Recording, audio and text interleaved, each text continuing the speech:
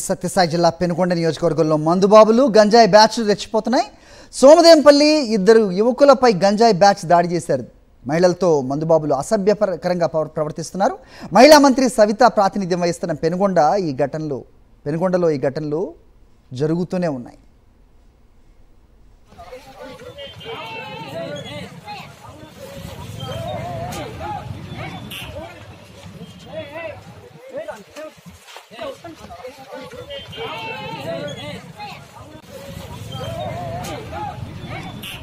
Right, ఈ అంశంపై updates మా కరెస్పాండెంట్ శివారెడ్డిని అడిగి తెలుసుకుందాం. శివారెడ్డి, ఏం జరుగుతోంది అక్కడ?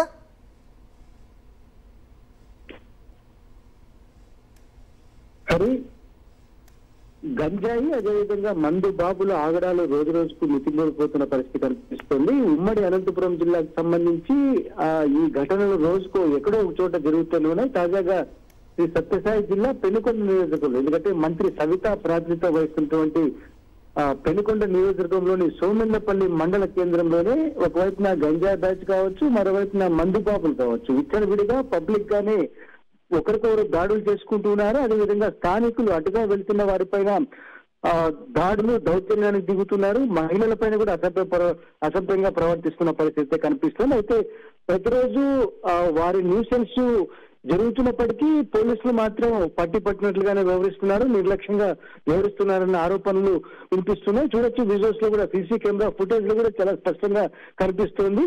యువకులు దాదాపుగా 22 సంవత్సరాల యువకులు గంజాయి తీసుకోవడం కావచ్చు, లేకపోతే ఫుల్ గా మందు సేవించి పబ్లిక్ గానే గొడవ పడుతున్న దృశ్యాలు కూడా తీవ్ర కలకలం రేపుతున్నాయి. ఇప్పటికైనా పోలీసులు కఠినమైన చర్యలు తీసుకోవాలని డిమాండ్ చేస్తూ ఉన్నారు. ఎందుకంటే స్థానికులు, మహిళలు అటువైపు వెళ్లాలన్నా రావాలన్నా పూర్తి స్థాయిలో ఇబ్బంది పడుతున్న పరిస్థితి కనిపిస్తోంది.